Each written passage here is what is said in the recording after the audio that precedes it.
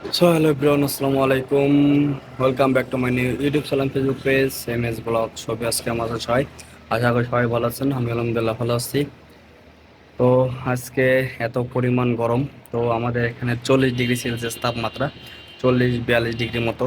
আর আমাদের পাশে ঈশ্বরদীতে, তো ওখানে তো রেল স্টেশন, অনেক অনেক রড, অনেক ভবন। আর সেখানে হচ্ছে 45 ডিগ্রি। তো রাস্তার কন্ডিশন একদমই খারাপ, যেটা দেখলাম একটু আগে ভিডিও।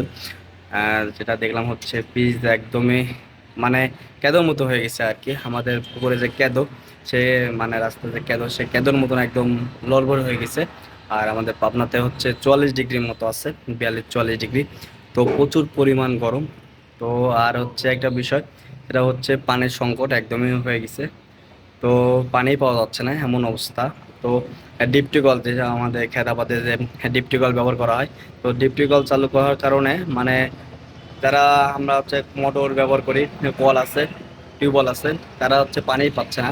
তো আমি তো ইতিমধ্যে ভয় পেয়ে গেছিলাম, আমার মোটর দিছি, তো পানি ওঠে না। তখন তো ভয় পেয়ে গেছি যে মোটরটা নষ্ট হয়ে গেছে কিনা।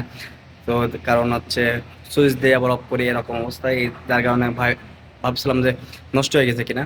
তো তারপর পরে শুনলাম যে না, আমাদের পাশে গ্রামে মানে টিউবওয়েল চাপছে, মানে টিউবওয়েল হচ্ছে এই করতেছে পানি বের করার জন্য, তো পানি তোলার জন্য, তো পানি উঠতেছে না। তারপরে দেখলো যাচ্ছে ডিপ টিউবওয়েল চালু হওয়ার কারণে ওখানে তো অনেক প্রেশার, অনেক পানি ওঠে, যার কারণে মানে পানির সংকট হলে আর কি যেটা হয়। তো আল্লাহ কি পরীক্ষা করতেছে সেটা জানি না। তো আমরা সবাই দোয়া করি, আল্লাহ পাক আমাদের যেন সবাইকে হেদায়েত দান করে, আর আমাদের উপর যেন রহম রহম করে। তো এই তো অবস্থা। আহ, তো সবাই ভালো থাকি, সুস্থ থাকি, যে যেখানে থাকি। আর যেহেতু তাপমাত্রা একটা দিছে, সতর্ক বার্তা দিছে, তাপ সতর্ক বার্তা দিছে। যা প্রয়োজন তারা বের হচ্ছে, যারা প্রয়োজন নয় তারা বের হচ্ছে না, যারা অপ্রয়োজন তারা বের হচ্ছে না, যারা বের না হলে নয় তারাই বের হয়েছে আর কি।